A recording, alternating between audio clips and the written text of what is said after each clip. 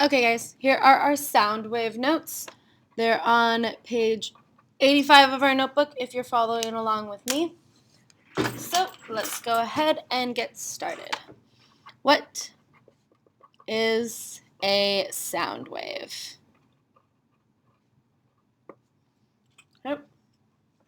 As opposed to light, sound waves are longitudinal waves, which we sometimes refer to as compressional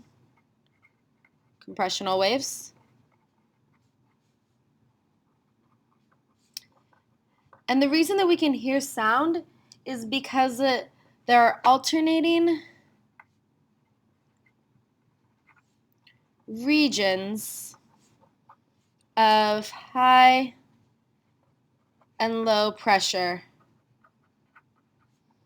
in the air, or whatever medium the sound is traveling through. Okay? There's air in this room. You can hear my voice because the air in this room is being compressed and expanded by a vibrating object. Okay? All sounds are created by a vibrating object.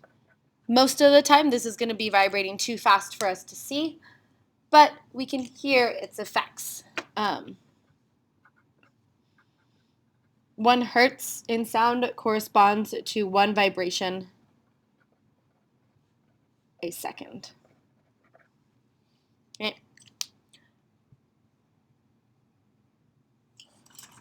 So what I mean by compression in the air is like this. See how the air molecules, let me pause this so you can, pause. Okay. Up here, they're being compressed. Okay.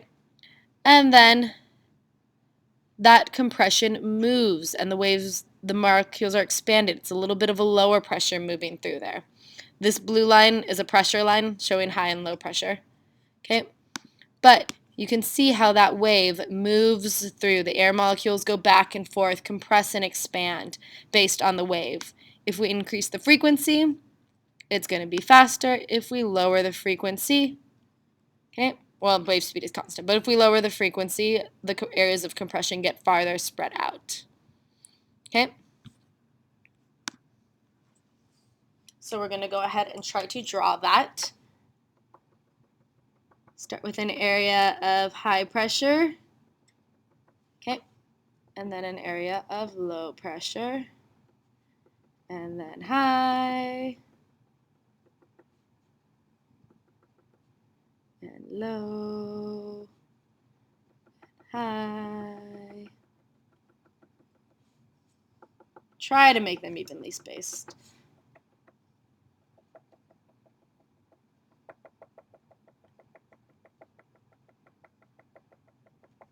Okay, that's good enough for me. Yep. So in a sound wave, these areas of compression correspond to crest. Okay, the crest is where the air is compressed. Where the areas of low pressure correspond to troughs. Where the opposite of compression, you would think it would be depression, it's not. It's actually called an area of rarefaction. Okay, rarefaction. This, not that easy to draw. So typically, we will represent them as a pressure wave. Okay, so instead of being distance, like in our wave diagrams, okay, we'll talk about the areas of high pressure. We have areas of high pressure, and then of low pressure, and then of high pressure, and then of low pressure, and high, and low, and high. Okay? So there you can see the crests occur in the areas of high pressure, and the troughs occur in areas of low pressure. And wavelength is always from crest to crest, or from trough to trough, however you want to measure it.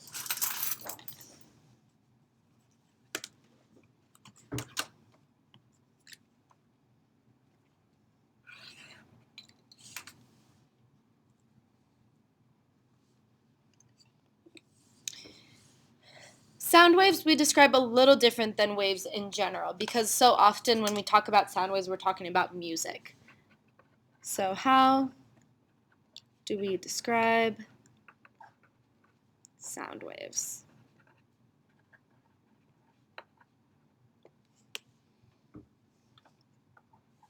Okay, in a sound wave, frequency corresponds to pitch. Okay, a wave with high frequency will be a very high pitch versus, okay, this wave has higher frequency. I'm just going to use F for frequency, okay, which means it's a high pitch. Where this wave has a lower frequency. So it is a deep pitch or a low pitch. Typically, we report human hearing as between 20 hertz to 20,000 hertz. Okay, me, for example, I can only hear up to about 14,000 hertz.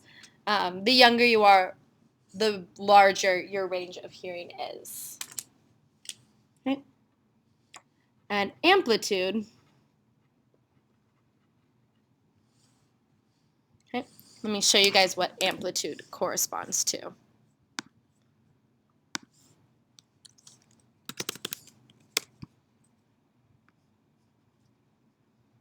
Okay, so this right here is an oscilloscope. Basically, it's taking the input from my mic and creating the sound wave. If I talk quiet, it's like that. Where if I yell, it's at a really high amplitude, so high that it levels out. But whisper, versus, okay? Amplitude of a sound corresponds to its volume.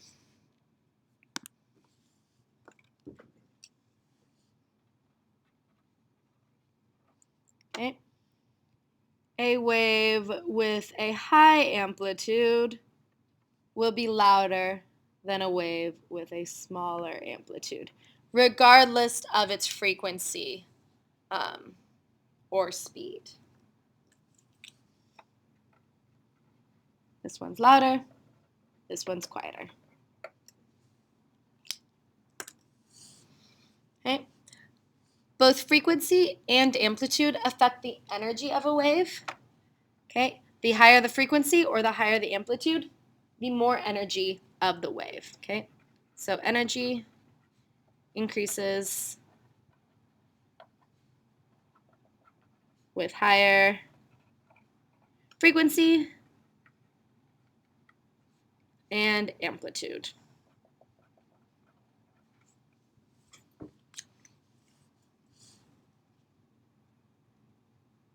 Okay. Other thing we need to know about sound waves is their speed. Okay. Sound, typically, we describe it in terms of pitch, okay, in terms of frequency. When we talk about light, we'll talk about it more in terms of wavelength. But both frequency are related to each other because of the speed. Okay? The speed of sound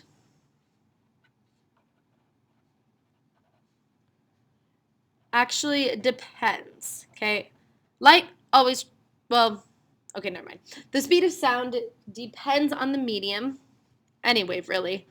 Depends on the medium through which it's traveling, or it's traveling through.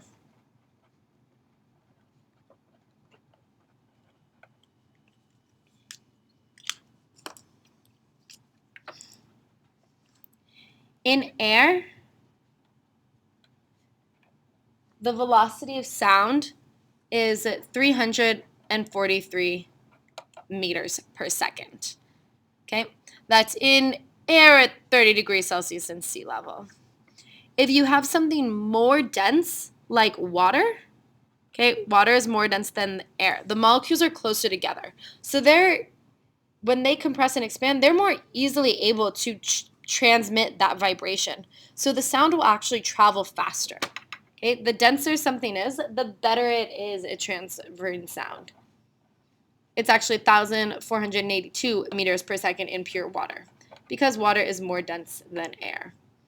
If you have something like a metal, that's gonna travel, the sound is gonna travel even faster.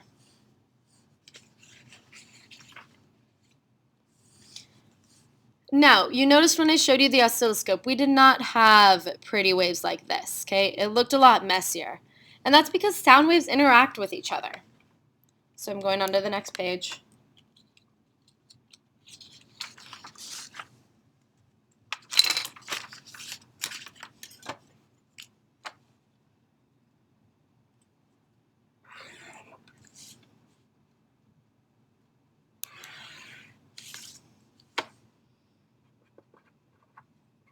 How do waves interact? And there are two main types of this, okay? Two main types of wave, we call it wave interference because they're interfering with each other. Okay, so we're going to draw it here and then describe it here. Okay, the first one we're going to draw is if we have two waves. I'm just going to draw little pulses for this to make it easier to see. Okay, we have two pulses traveling towards each other. Okay. They get closer to each other.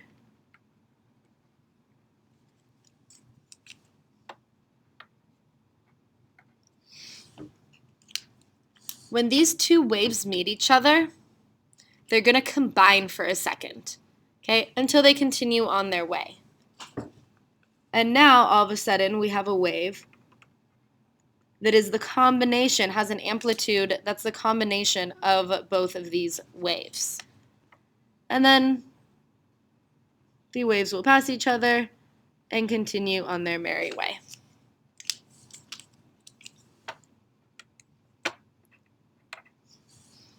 Okay, and because the amplitudes are adding to each other, we call this constructive interference.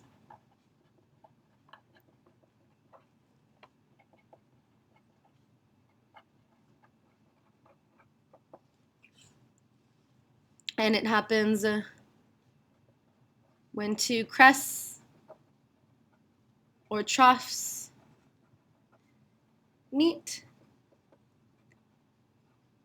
Their amplitudes momentarily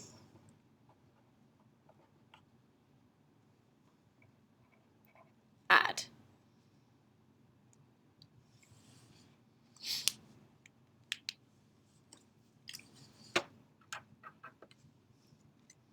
Now, the opposite of constructive interference is destructive interference.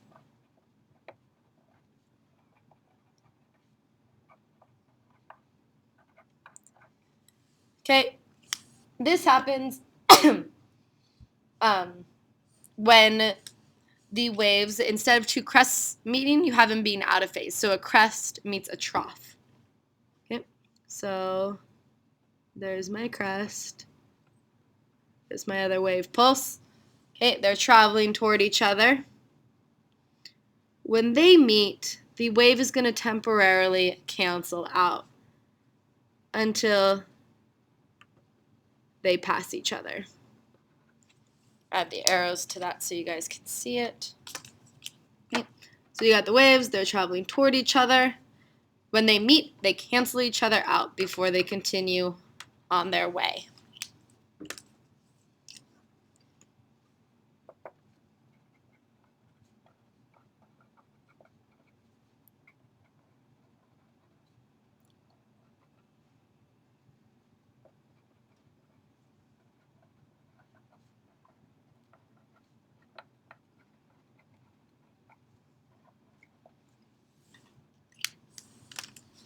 And this is happening all the time with all of the different waves that are being generated. All sorts of crests are meeting crest, troughs are meeting trough. And they create some really interesting patterns. Okay. For example, here, we have two waves that are out of phase. Okay. Sometimes they undergo constructive interference and you get a big wave. And then there are periods of complete destructive interference. Okay, this creates a beatus. It's that ns. Okay, the change in volume at a regular rate. You can have other ones. Okay, other wave patterns that create different kinds of beats. But it's just because of constructive, where an upward meets an upward or a downward meets a downward, and destructive interference. Okay.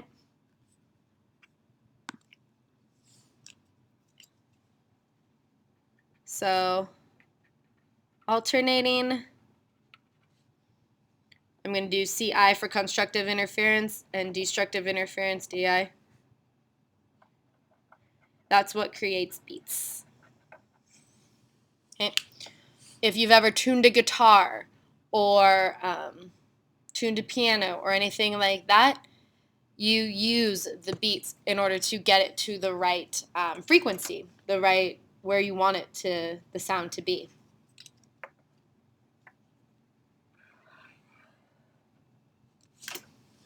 And we have one more thing to talk about. I highly recommend you watch the video where Sheldon Cooper teaches you this because it's way more fun than me teaching it to you. But it is the Doppler effect. So what is the Doppler effect?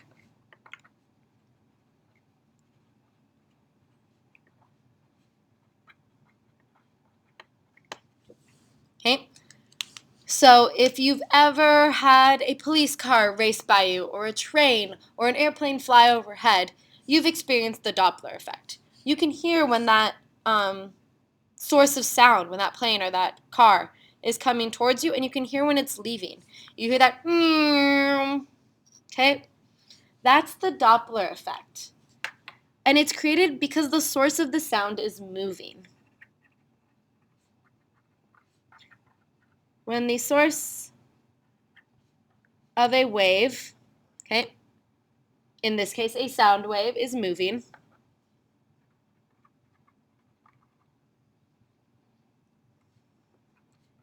it causes changes in the frequency.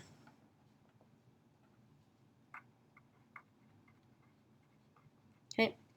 And we're going to draw this, but I'm going to show it to you first because I can show it to you better than I can draw it. Okay. So see, look at this police car. It's emitting a sound. If it's coming towards you, the wave fronts are getting pushed together. Okay. The waves are getting pushed together. Where if it's coming away from you, the waves are getting further spread apart. Okay. That creates the Doppler effect. Okay. So if it's coming towards you, it's going to have a smaller wavelength and higher frequency, where if it's driving away, it's going to be a lower frequency. These waves right here are just showing like the wave fronts. You can think of them as the crest of the wave. So it's like zoom, zoom, zoom, up, down, up, down. Okay. So high pitch, lower pitch.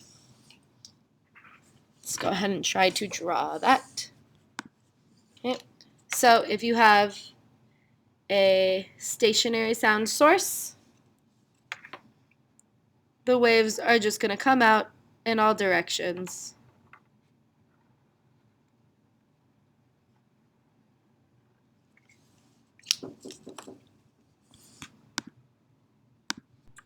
Okay, so here's our stationary sound source.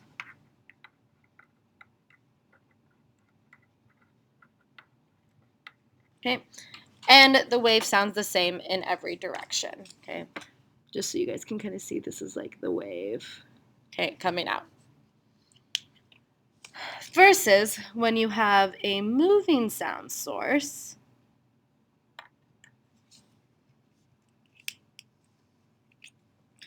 now the wave is going to get pushed.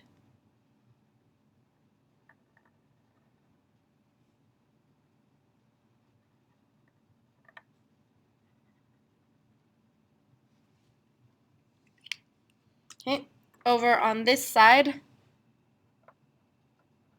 waves are pushed together, which means you hear a higher pitch.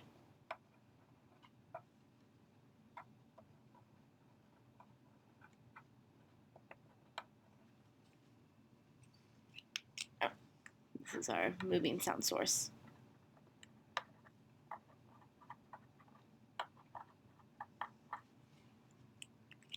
Okay. Where over here, the waves are spread out.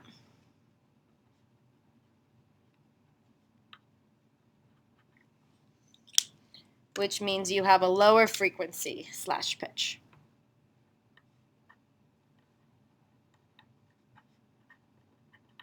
Okay. And that creates the meow sound that you hear when the source of a sound is moving by you. Okay, that's it for the notes.